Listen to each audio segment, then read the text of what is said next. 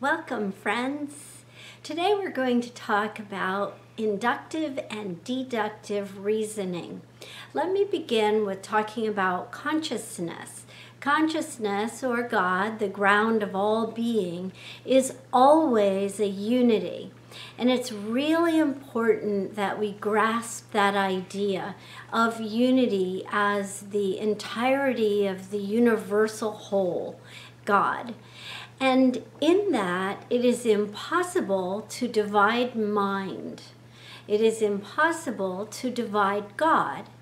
And so there is a unity or a God consciousness which is always good. Goodness, Godness, unity, consciousness is whole, complete, and perfect. There is never separation or division amongst that which is. Yet when we want to relate with one another and we want to understand each other and we want to understand how our thought works or have communication with each other, we invariably divide the various activities of consciousness to better understand the process and the process of our thoughts. And so it's important to recognize when we are in a state or a conversation regarding the whole and what we do individually with our own thought process, with our individual thought process.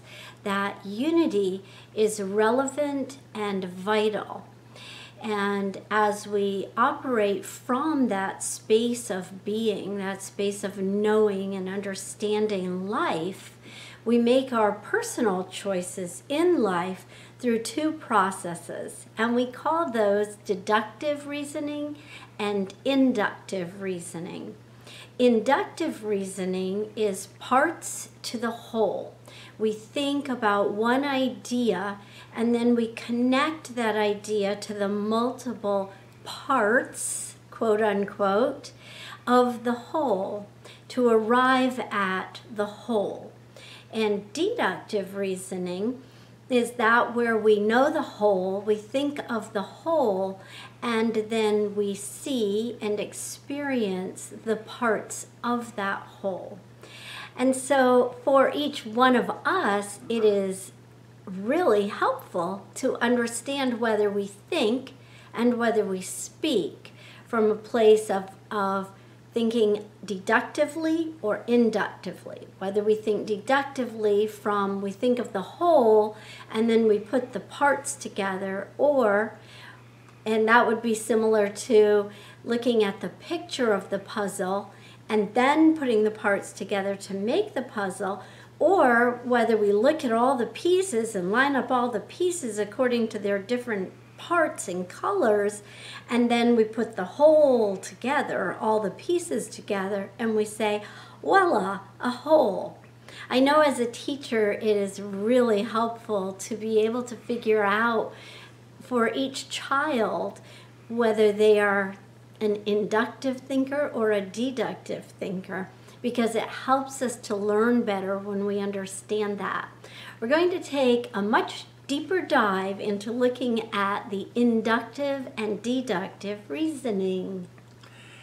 In the early times of this human experience on Earth, people didn't know very much about science and how things worked.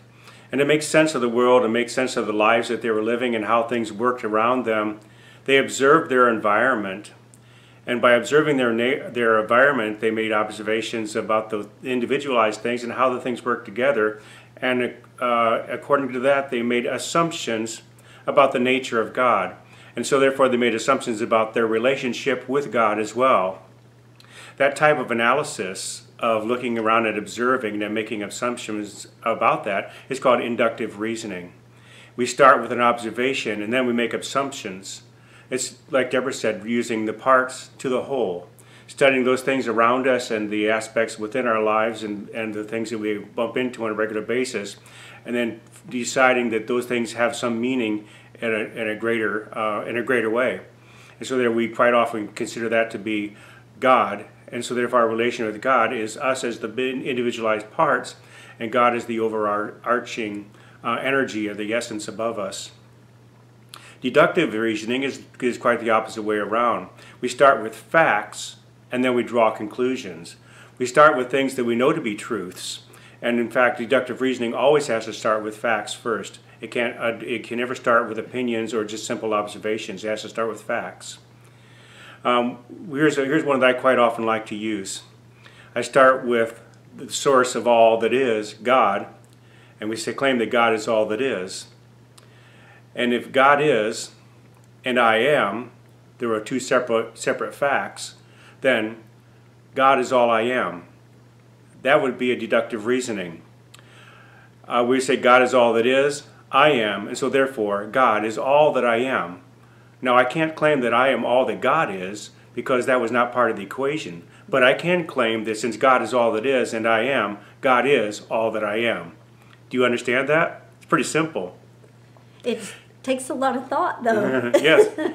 If we quite often think about things in terms from a different perspective, in terms of inductive reasoning, it may take a little more thought than usual. But if we think we can learn to look at things deductively and use that type of reasoning, it becomes quite simple. We are God expressing in this form of humanity. And so therefore it's important for us to see where we came from. Inductive reasoning creates God in the image and likeness of man and matter, which is quite the opposite of what the Bible says. We call that anthropomorphic. We are creating God in the image of us and assuming that God has the same ideas and reactions to things and creates the same way that we do in our human form and separation. But deductive reasoning creates man in the image and likeness of God. We start with the idea of God and work down from that into our individualized expressions of God. So it's not just our physical form, but our spiritual idea. When we start thinking of God as all that is and we realize that we are part of all that is, we seem to come down to the point where we have the same power and the same creative energy that God does in the universe around us. And we realize that we are spiritual beings having a human experience. When we feel bad things happening to good people, we quite often say, why would God do that? Why would God make something like that happen? If God is loving and God is all-powerful, why would God let something like that happen? When we look at those things that way, we are observing from the parts to the whole. We're looking at circumstances and conditions in our lives and then trying to figure out what God is as a result of that. Accepting all as perfect and whole is seeing a universal truth, knowing that the truth of things is there is no good or bad really, and we're going to talk about that more in the future, so stay tuned with us. But accepting all as perfect and whole is seeing universal truth and knowing that we are a part of that universal truth and all is actually good. God works deductively because God is truth and doesn't need to inquire about the truth because it is the truth. And sometimes we fall off that train of knowing our oneness with this unity of life with Spirit, with God. And ways that we do that are through our emotions. So I'd like us to take a look at a couple of other ideas as we conclude this morning. One is another Science of Mind quote, and that is, intuition is spirit knowing itself. Our personal intuition, when we go into prayer, when we go into the quiet, when we sit in nature, when we walk on the beach, when we go inward and we know our self, higher self, capital S self, that intuition speaks to us and something reveals through us, and that is spirit knowing itself. And when we are in that state of being, we can say this: I know, and I know that I know. And nothing and no one can change our mind from that place of making our choices. When our choices, our decisions are guided through spirit, intuitively, because it feels right. And so speaking of feelings, let's take a look at how we can work better with our emotions, because if you're like me, you sometimes have those days where emotions are pouring out all over the place, and you may or may not even know exactly what is triggering them. And you don't always have to.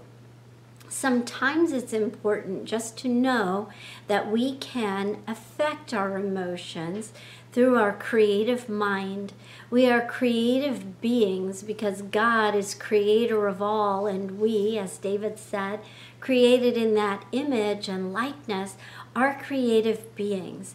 Our minds can be activated through our own choice in thinking so that we can use our creativity to create our present moment, our current living conditions and situations, so that they feel positive and plentiful. Because good and more good is yours and mine. And yours, my love. And yours. Thank you. Enjoy this beautiful week and take a look at how you learn inductively, deductively. How do you think and process the ideas that help you express to be the best possible you can be?